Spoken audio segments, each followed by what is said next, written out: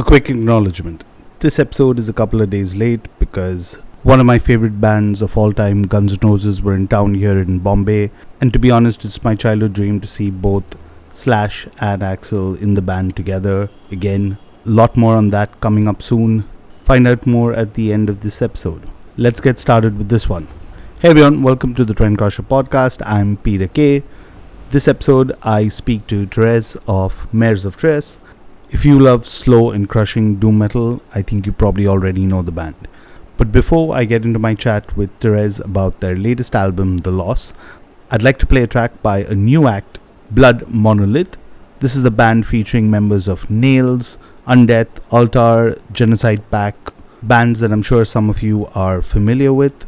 They've put out their debut album, The Calling of Fire. If you're a fan of extreme metal and death metal to be specific, you'll definitely enjoy this one. Here's the track, Apparatus.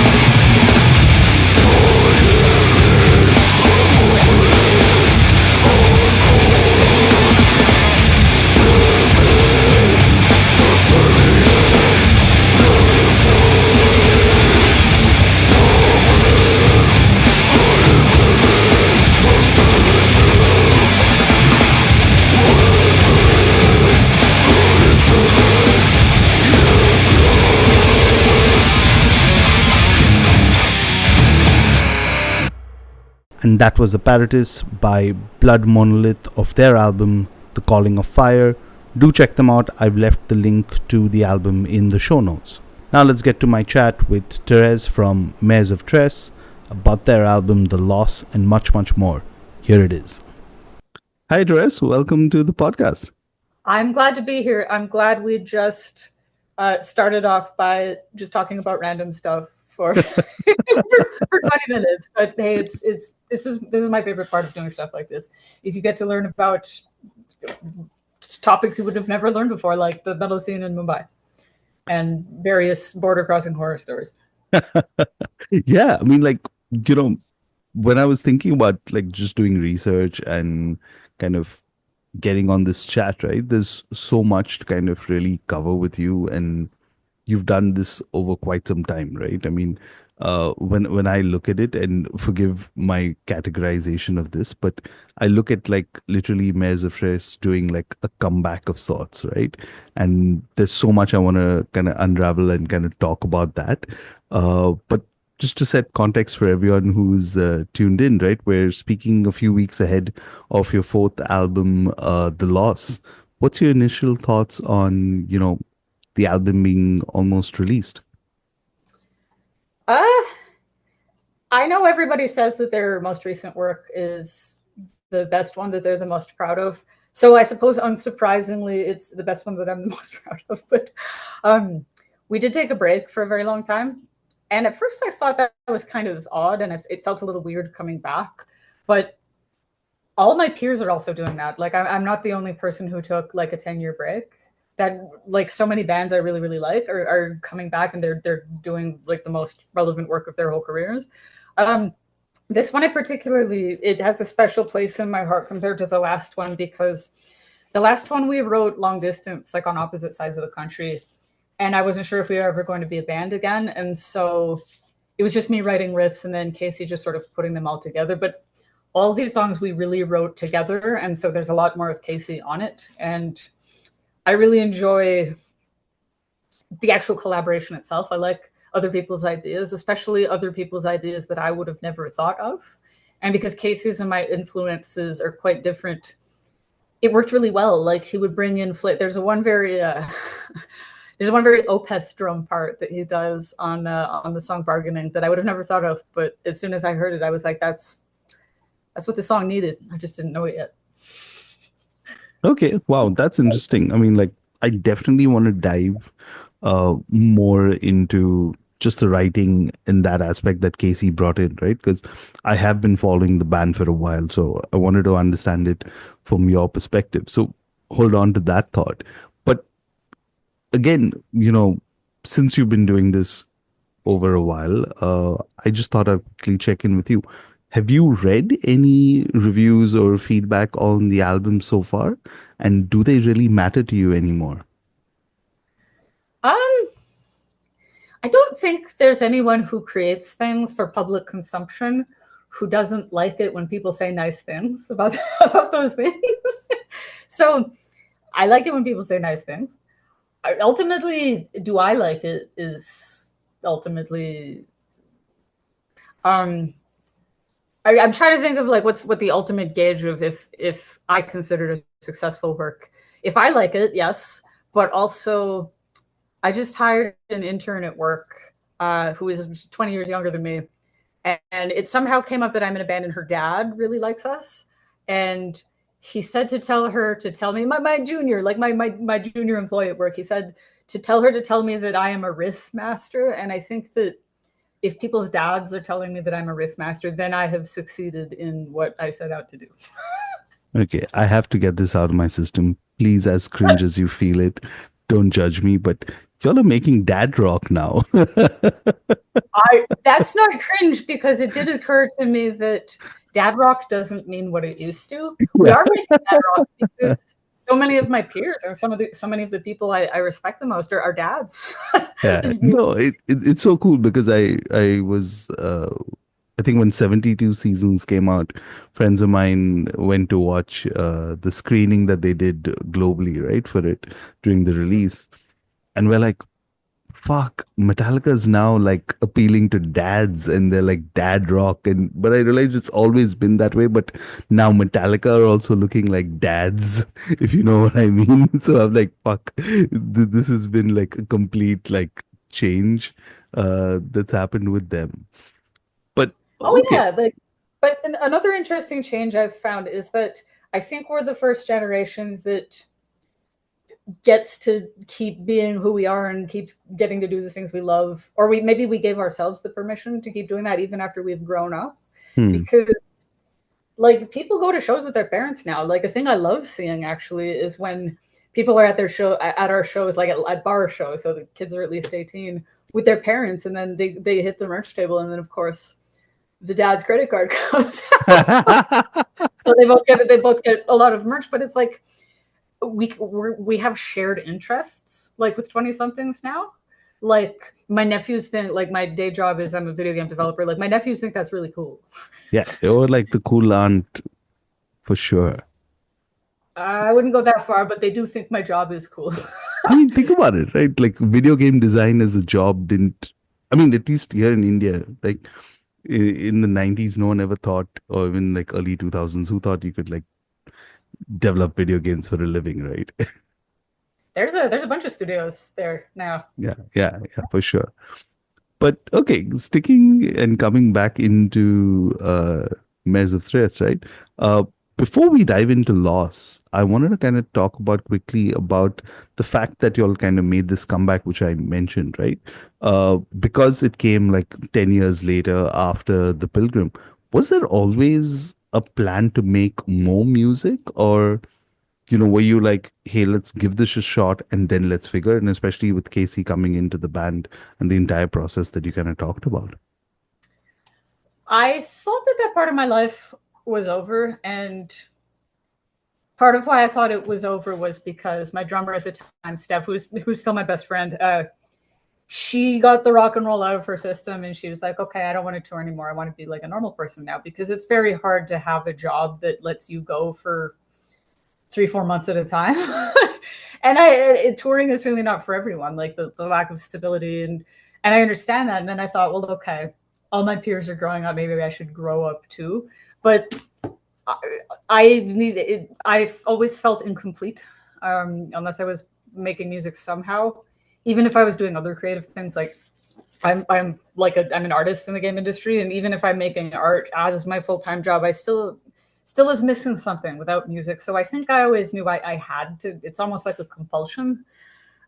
Also, an interesting postscript to that story is after I moved back here and Casey and I started playing again, Steph, my old drummer, also started playing drums again, but she plays jazz now. So she missed it too. She couldn't stay away either.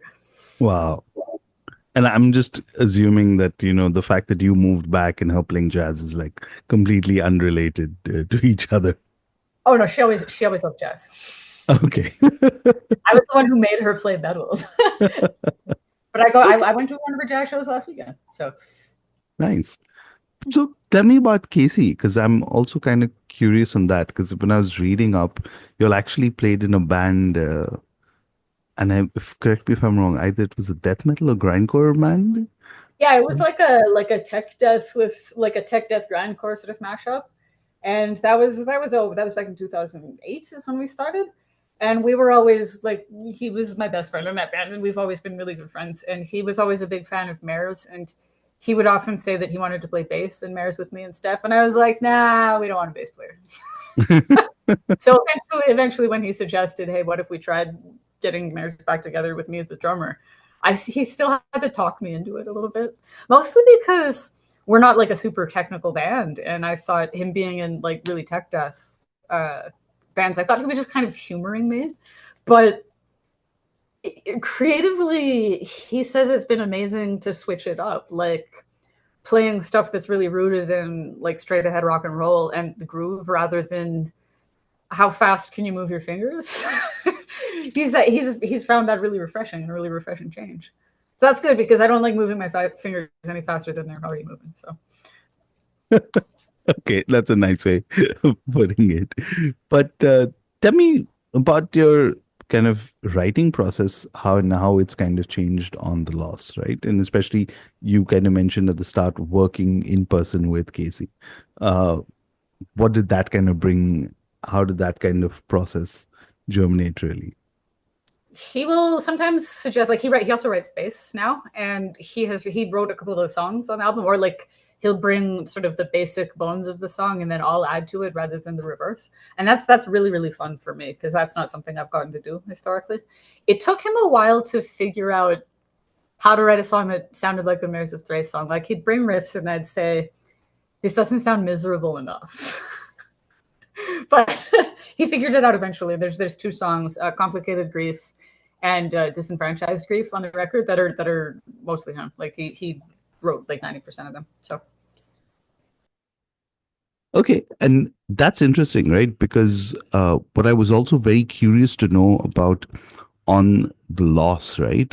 How the kind of writing dynamic evolved with Casey itself. Uh, but what I want to also talk about really is the subject matter, right? And you can't really get away from that on the album, where it talks about topics of grief, transformation, resilience. If and again, as comfortable as you feel sharing whatever you can, how cathartic was the entire experience of putting together loss and writing it? I mean, writing and recording it because it's not yet out, right? I don't really feel like, despite the fact that I don't feel particularly vulnerable talking about it, because one thing that I've definitely learned, as I think I said when we spoke earlier, one thing that's definitely come up is grieving is the most universal human experience. So while some people might be uncomfortable talking about it, we all go through it. And I think like talking about it and talking about it openly helps. Like it, not talking about it, at least for me anyway, it makes things worse.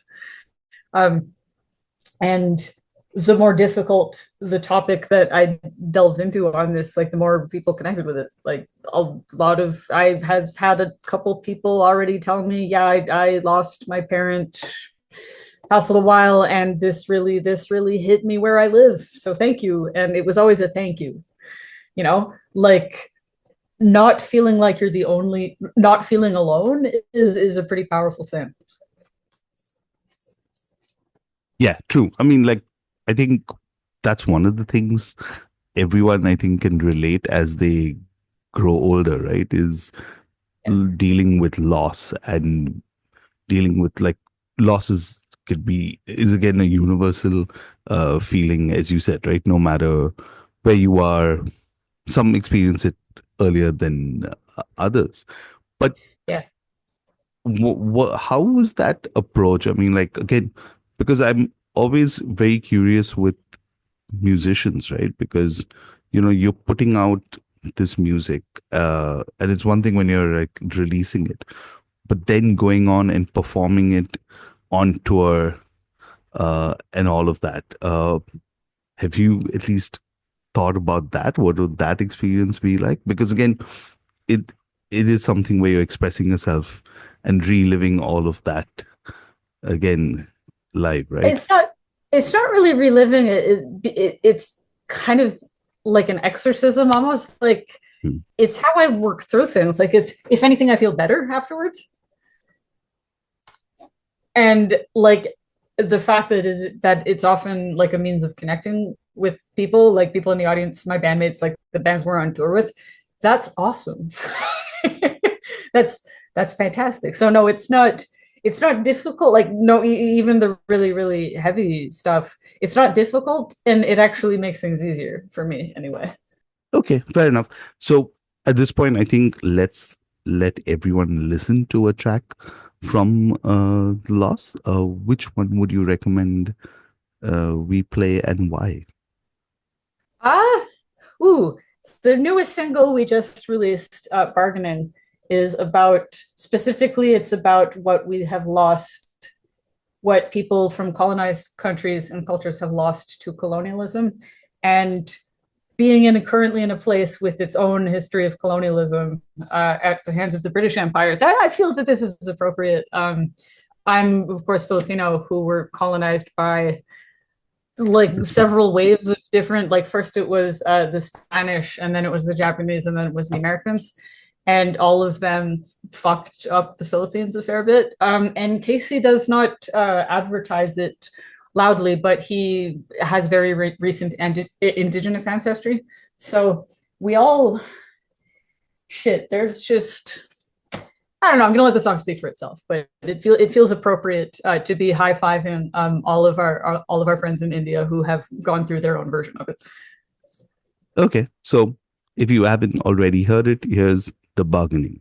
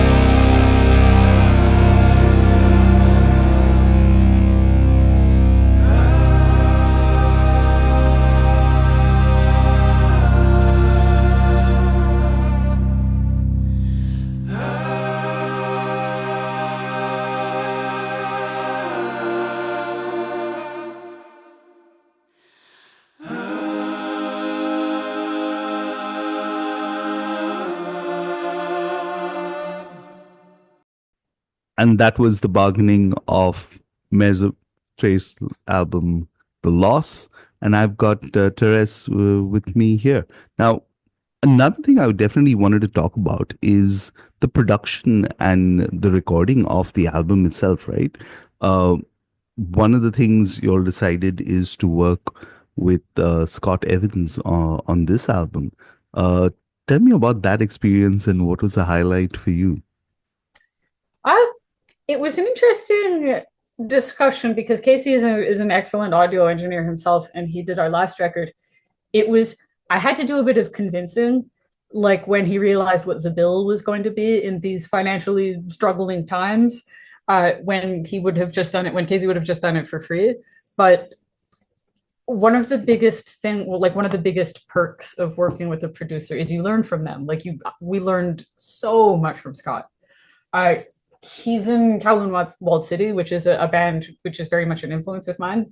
And I knew he would bring that flavor into it. And I was like looking forward to him bringing that flavor. And also, like some of the records he's worked on recently, the new Sumac record, the Yautja and the Sleep albums that he's touched recently.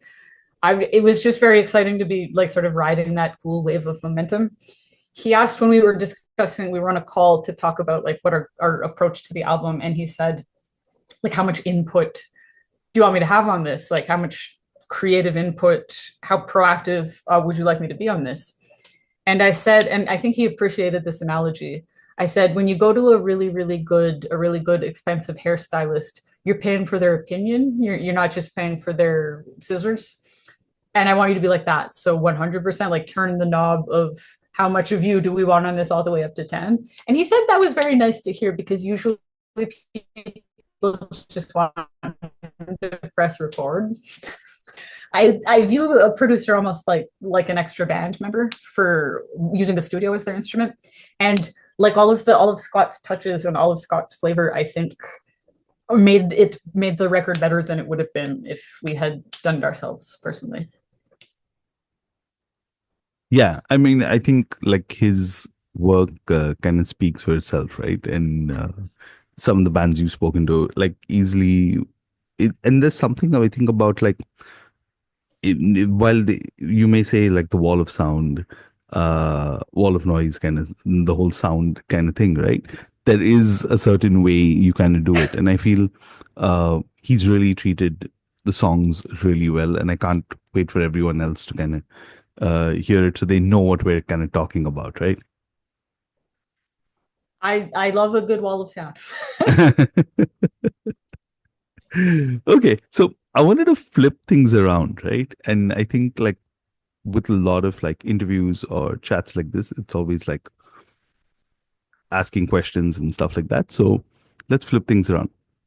What's a question that you wish you were asked in an interview or a chat but have never been asked?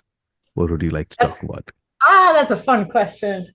Um, that's actually a hard question because the people who I've spoken to in interviews ask awesome questions. Like when I was doing interviews 10 years ago, some questions I would roll my eyes at a little bit, but things have gotten awesome since then, and I just keep getting to talk to cool people who ask cool, good questions that are fun to answer. I don't know. All the ones that I would love to be asked are like stupid, like silly questions. uh, wow, hard question. We'll have to come back to that one. Let me give it some thought. Yeah, Okay. just so shout out to everybody who I've talked to in the last couple rounds of press, because you guys have great questions. Okay. So one of the things I always am curious about, right, is when I see bands doing covers. So I noticed that y'all did, at least on your last release, the interim where y'all put out something, y'all did a couple of covers. One was of a band called Tarlung, which was Widow's Bane, and the other was Paula Abdullah, straight up. Yes, Tarlon was a band from Austria that we went on tour with, and we loved them very, very much. And we just really, really wanted to try covering one of their songs. And then Paula Abdul, of course, was the American pop star from the late 80s, early 90s. Yeah. And when I was a kid, that was one of my favorite songs. And in retrospect, I realized the reason it was my favorite song, it was one of my favorite songs, is because I've always been attracted to dark music. And it's a very, very dark song. Like it was a pop 80s hit, but like the chord progression is very, very dark. And the lyrics are dark. Like the lyrics are about poor Paula being like gaslit until she felt like she was losing her mind.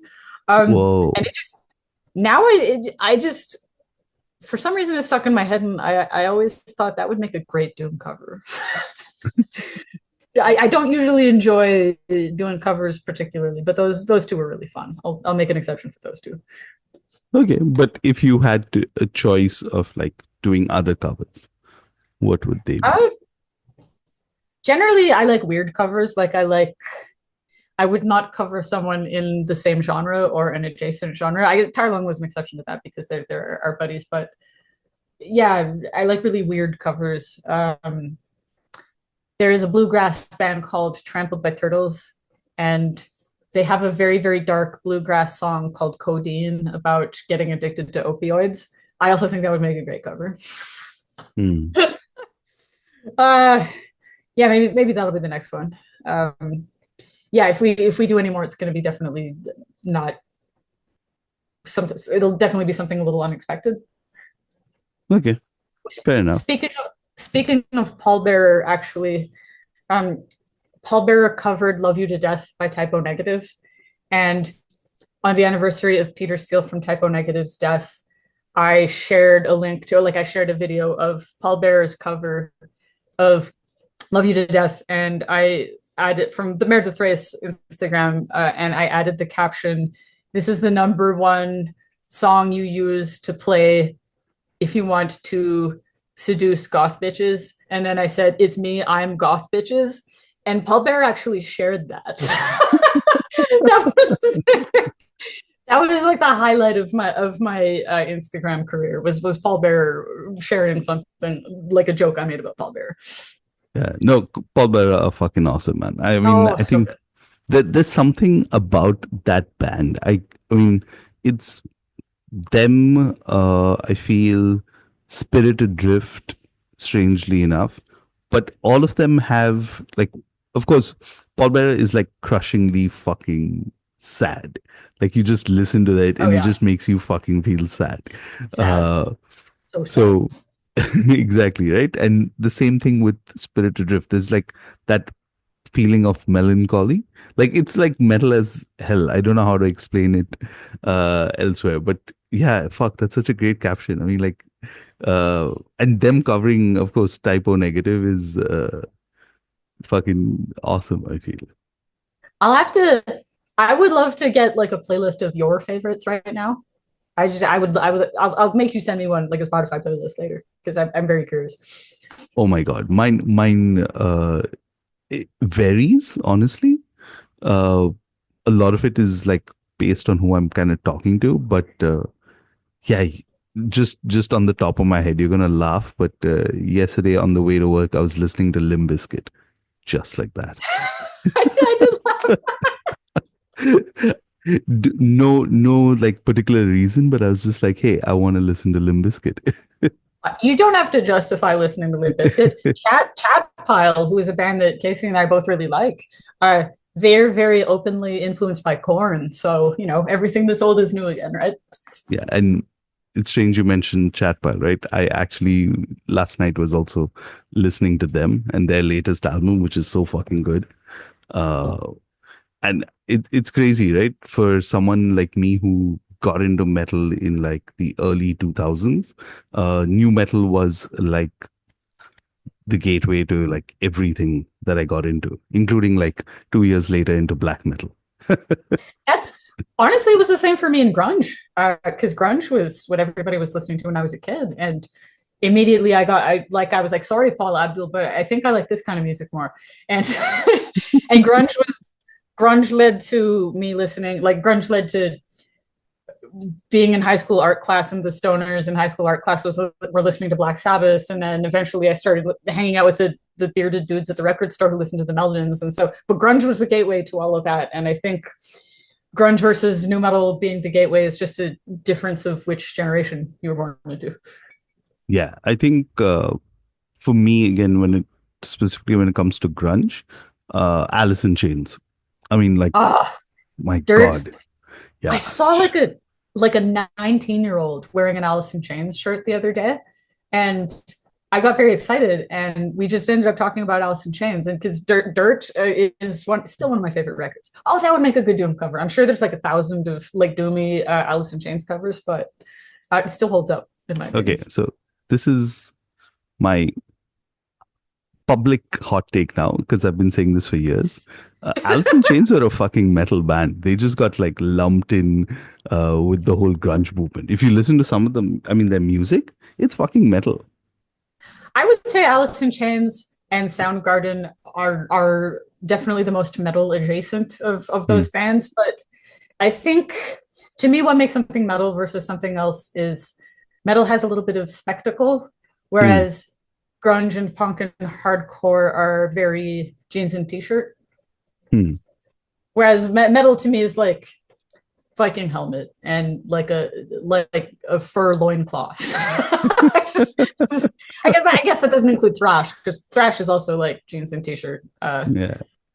But the spirit of that sort of pageantry, I think. And Alice in Chains and Soundgarden are definitely jeans and t-shirt and sort of low maintenance. Yeah. Okay, so weird transition, but this was one of the questions I actually had for you is what kind of music do you normally listen to? I mean, like when you're not listening to Paula Abdullah or Alice in Chains. Casey and I both listen to a really, really, really wide range of music. These days I listen to a lot of hip hop, actually. For some reason, I can't really listen to, because I work a lot these days, more than a normal insane person should. When I'm working, I can't really listen to heavy music because I pay more attention to the heavy music. Like if there's a particularly interesting part, I'll stop what I'm doing work-wise and like analyze it and think about it a little bit. Whereas hip hop, I just groove along with it. And a thing about heavy music is often, and rock and roll is often about self-loathing. Hip hop is all about I'm the fucking best, and everybody has to recognize and acknowledge my greatness. And if I'm on a particularly difficult work task, that's exactly what I want to hear. Okay, wow. So it's basically like your hype music. Exactly. Nice. Other than that, I've been listening to some darkwave stuff. There's a fair bit of darkwave and synthy music on a record label, and I kind of want to, support the family, the new record label family. Yeah, I think that is also one of the cool things about them, right? Is just the range of music that you have on the label itself, right? Yeah, running the gamut from grindcore to like synthy darkwave stuff is awesome.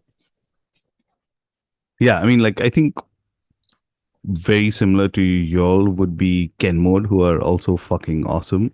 That's some of my best friends. I'm biased, but I was a fan before I was their friend or their touring bassist in 2011. Yeah, I mean, I don't know how many times I've spoken to Jesse. I've lost track at this point. Oh, really? Oh, that's great. Yeah, but every time there's a new album, like we have a chat, and it's fucking great just talking to him and diving into all of the music and everything that they do. He would enjoy talking to you because he's like a super duper music nerd, and I can also tell that you are. And he loves talking to super duper music nerds. Okay, cool. Now, one of the things that also has recently been announced is y'all are doing a US tour with Conan, or another heavy as fuck band, but from across the border in the UK, right? Yeah. Instead of asking you, the typical question, let's flip things around again. Here's one thing I want you to pick, right? Each. So one thing that you're actually looking forward to at the tour and one thing you're not looking forward to while touring. We are so looking forward to spending time with Conan again. They are just the sweetest people, and we're just the most fun tour mates. And the thing about musicians who have toured as much as Conan does is they're so chill about everything. Like, we had a series of unavoidable van disasters, and they were so calm. Casey and I were freaking out. They were super calm, and them being calm helped us be calm. But no, they're just wonderful people, and incredible taste in music and excellent sense of humor. And Dave Riley, their current bassist, was in the band Fudge Tunnel, the noise rock band Fudge Tunnel, who were a huge influence on me when I was like 20. And I played it cool until the very last day, because I'm like, don't be a fangirl. Nobody likes that. Just be cool. Just be cool that you're on tour with Dave Riley from Fudge Tunnel. And so on the last day, we were just having one final hangout in the hotel room, and I said, Dave, I waited this whole tour to be weird about this, so I'm going to be weird about this now. I'm a big fucking fan of Fudge Tunnel, and I have been since I was like 19. And he replied just dryly with this dry British humor, yes, I suppose I am rather seminal, aren't I? We all just howled. Like, it was just the perfect response to that. But, yeah. Oh, fuck. Yeah. Yeah. And what I'm not looking forward to, I think we all know what I'm not looking forward to. If you've read any news, I didn't want to address the elephant in the room, but yeah, fuck. We always do everything very legitimately. We are law-abiding citizens. We fill out the correct paperwork. We obey all the relevant laws, and still every time it is a deeply uncomfortable experience. And we cooperate with all local legislations, and we try to make the people doing their jobs' lives easier, and it's still very uncomfortable. And when my mom is emailing me stories every single day about like terrible things happening, that doesn't help. But one thing that I have been thinking about a lot is this: for some people, this is always their experience of a border crossing.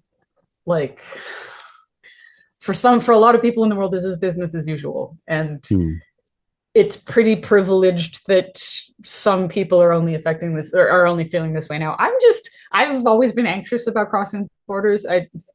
Just partly because of various political affiliations I have on the topic, but I don't know. We're going to pay the massive amount of money to get our work visas, and we're going to pay the massive amount of money to get it expedited, and we're going to be very polite and hope for the best.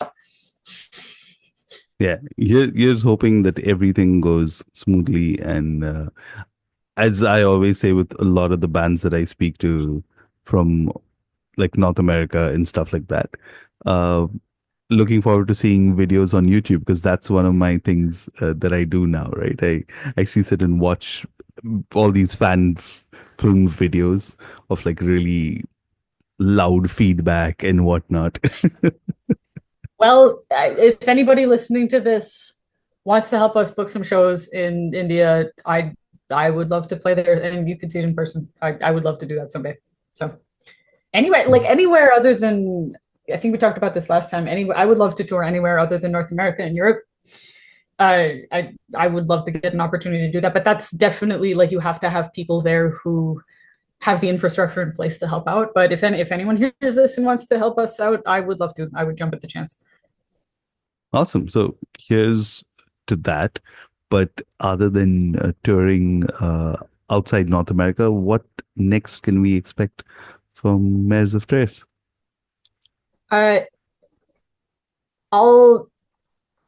leak a little bit of information about this. Casey and I are actually, and some friends of mine in the industry, are working on a video game right now. I can't tell you too much about it, but it is very relevant to heavy music. Okay. And he and I are writing the soundtrack, and we have a very, very famous guest artist also on it. But as soon as it's released, I will be talking about it on Mares of Thrace social media a lot because, like I said, it's very relevant to everything we've been talking to, and we're really, really proud of it. So, also another thing I can only sort of talk about, Casey is filling in on drums for one of the monsters, like one of the titans of this genre of music at some festivals coming up. I can't say who yet, but I'll say who soon, and it's incredibly exciting, and I'm so proud of him, and I might actually fly to a couple of these fests just to cheerlead. Awesome. So lots to look forward to, and a little bit to be nervous about, but yeah. But hopefully we speak sooner than later on all of these updates then. Somebody in India needs to book us a tour there, and look, we can high five in person, and I will high five you on behalf of Jesse too. Done. All right. Thanks so much, Thérèse. Thanks for taking time. It's a pleasure. And that was Thérèse from Mares of Thrace. If you reached this part of the episode, you probably noticed a bit of difference in the audio after a certain portion in the chat. It was actually recorded in 2 separate sessions over a week apart. Yeah, long story for another day. Hope you enjoyed the single that I played from The Loss. Link to the album in the show notes as always. Regular listeners, you know what's coming up. You know what to do. Hit subscribe, hit follow on whichever platform you're listening to. Get in touch with me, trendcrusher@gmail.com. Hit me up on social media, @Trendcrusher. Oh yeah, and before I sign out, I'm doing a special episode on my experience at the Guns N' Roses concert in Mumbai with some of my friends who attended the gig also. Stay tuned to that in a couple of days. Cheers.